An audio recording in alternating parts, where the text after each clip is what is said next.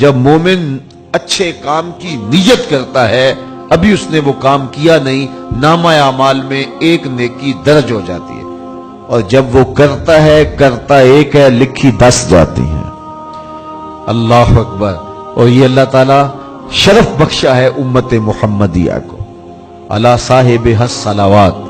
جب حضرت موسیٰ علیہ السلام نے اس امت کے تذکروں میں پڑھا الواح تورات میں، تو انہوں نے آرزو کی تھی، 9 تمنائیں کی تھی حضرت موسیٰ علیہ السلام نے۔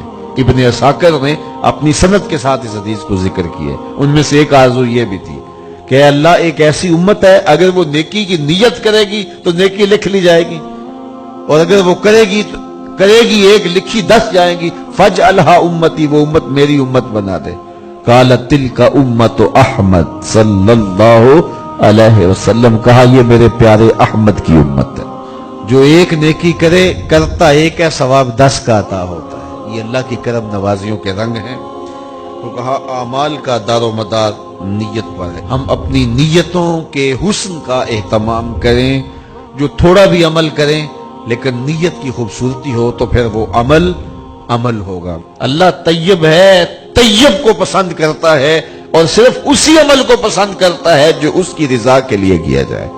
میرے اور آپ کے آقا و مولا نے ارشاد فرمایا کہ وَرَجُلٌ تَصَدَّقَ بِصَدَقَةٍ فَأَخْفَاهَا حَتَّى لَا تَعْلَمَ شِمَالُهُ مَا تُنْفِقُ يَمِينُهُ، وہ شخص جس نے صدقہ کیا اور اتنے مخفی انداز میں کیا کہ جو دائیں نے خرچ کیا بائیں کو پتہ بھی نہ چلا۔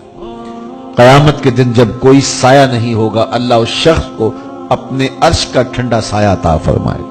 غرباء کی مدد کریں، لیکن اگر آپ خلوص نیت کے ساتھ نہیں کر سکتے تو کسی کی غربت کا مذاق بھی نہ اڑائیں، اس طرح کسی کی تذلیل نہ کریں۔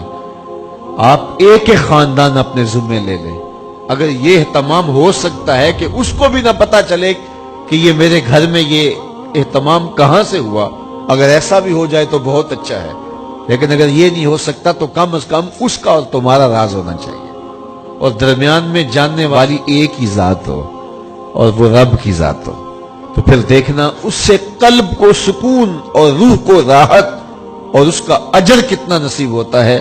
لیکن آج ہمارے عمل ریاکاری سے ملوث ہو گئے ہیں۔